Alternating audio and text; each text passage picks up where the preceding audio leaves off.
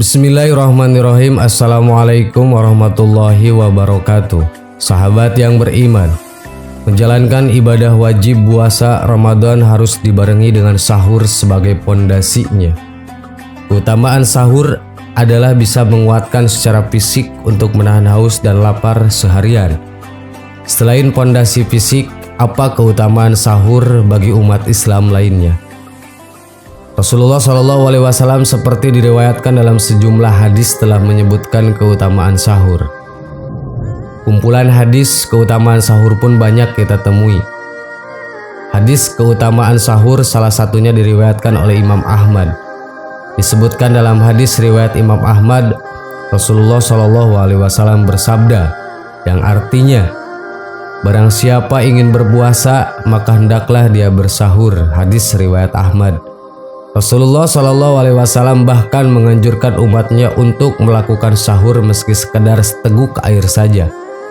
Mendukung hal itu, ulama besar Muslim Imam An-Nawawi radhiyallahu an pernah berkata, makan sahur akan membantu orang yang berpuasa agar lebih kuat dalam menjalankan ibadah. Bukan tanpa alasan, Rasulullah menganjurkan pengerjaan sahur sebelum berpuasa ini. Berikut hadis keutamaan sahur bagi hendak yang berpuasa. 4 hadis keutamaan sahur. 1. Makan sahur mengandung keberkahan. Anas bin Malik radhiyallahu an berkata bahwa Rasulullah pernah bersabda, yang artinya, makan sahurlah kalian karena sesungguhnya di dalam sahur itu terdapat berkah. Hadis riwayat Bukhari. 2. Malaikat bersolawat atas orang yang sahur. Hadis ini dinukil dari Abu Sa'id Al-Khudri radhiyallahu an yang menyebut bahwa Rasulullah pernah berkata, Allah Subhanahu wa Ta'ala dan para malaikat bersolawat atas orang-orang yang bersahur. Bersahur itu adalah suatu keberkahan, maka janganlah kamu meninggalkannya walaupun hanya dengan seteguk air, karena Allah dan para malaikat bersolawat atas orang-orang yang bersahur. Hadis riwayat Ahmad.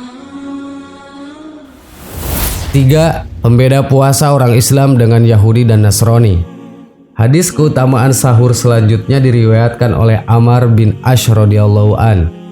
Ia menceritakan sabda Rasulullah yang berbunyi, sesungguhnya perbedaan antara puasa kita dan puasa ahli kitab adalah makan sahur. Hadis riwayat Muslim. 4. Waktu yang mustajab membaca doa. Dari Abu Hurairah radhiyallahu an, Nabi Muhammad SAW bersabda yang artinya, Rabb kita tabarakallahu ta'ala turun ke langit dunia ketika tersisa sepertiga malam terakhir. Lantas dia berfirman, siapa saja yang berdoa kepadaku maka akan aku kabulkan. Siapa yang meminta kepadaku maka akan aku beri. Siapa yang meminta ampunan kepadaku maka akan aku ampuni. Hadis riwayat Bukhari dan Muslim. Sahur sendiri bermakna makanan dan minuman yang dimakan pada saat sahur yang merujuk pada waktu sebelum subuh. Tepatnya pada rentang dimulai dari sepertiga malam akhir hingga menjelang subuh. Termasuk juga niat sahur sebelum puasa Ramadan yang dianjurkan untuk dibaca sebelum memasuki waktu sholat subuh. Syekh Abu Bakar Jabir Al-Jaziri dalam kitab Minhajul Muslim juga berpendapat, waktunya berniatnya sudah dapat dimulai dari malam hari dengan bacaan berikut. Nawaitu sawma godin an adai fardi syahri ramadhani hadi syanatilillahi ta'ala. Artinya aku berniat puasa esok hari untuk menunaikan fardu di bulan Ramadan tahun ini karena Allah Ta'ala.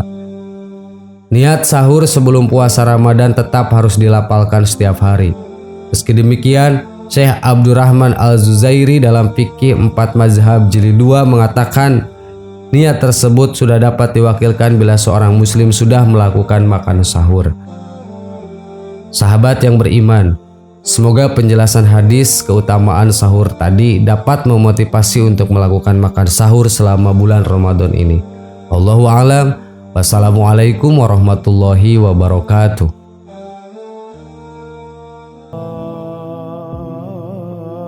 Bismillahirrahmanirrahim. Assalamualaikum warahmatullahi wabarakatuh.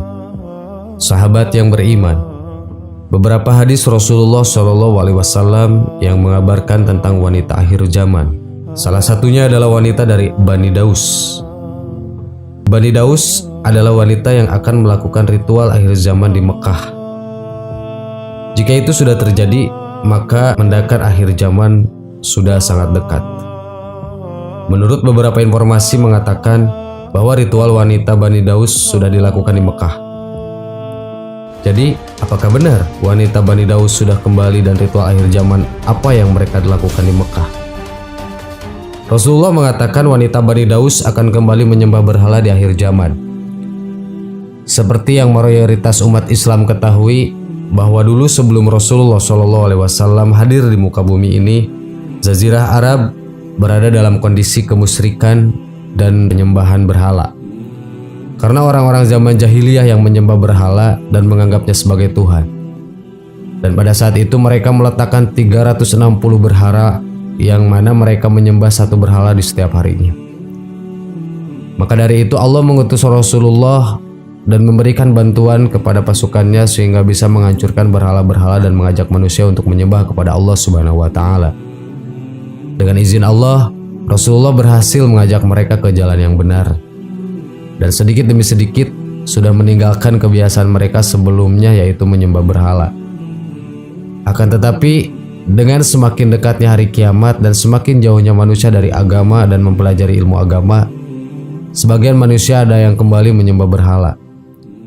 Fenomena ini menjadi salah satu pertanda akan datangnya hari kiamat. Dari Sayyidina Abu Hurairah radhiyallahu an menyebutkan bahwa Rasulullah SAW bersabda bahwa hari kiamat tidak akan terjadi hingga bokong wanita-wanita Bani Daus bergoyang di hadapan berhala Zulkulasah. Hadis riwayat Bukhari. Zulkulasah sendiri merupakan nama patung berhala atau sebuah kuil pada zaman jahiliyah yang disembah Bani Daus sebelum masuknya Islam. Sedangkan maksud dari hadis Rasulullah tadi adalah kelak menjelang hari kiamat, para wanita Bani Daus akan kembali bergoyang-goyang mengelilingi berhala Zulkulasah. Mereka kembali kafir dan menyembah berhala. Dalam hadis Sahih Al-Bukhari terdapat satu riwayat dari Sayyidina Jarir bin Abdullah, yaitu seorang sahabat yang mengatakan, Rasulullah SAW pernah berkata kepadaku, "Wahai Jarir, bisakah kamu membuatku senang dengan menyerang Zulkulasah?" Lalu aku menjawab, "Tentu ya Rasulullah." Maka aku pun segera berangkat dengan pasukan berkuda berjumlah 150 prajurit suku Ahmas. Hadis riwayat Bukhari. Riwayat hadis ini juga menambahkan bahwa Sayyidina Jarir bin Abdullah kemudian mendatangi tempat yang disebut mereka sebagai Ka'bah Yamaniyah, lalu menghancurkan dan membakarnya.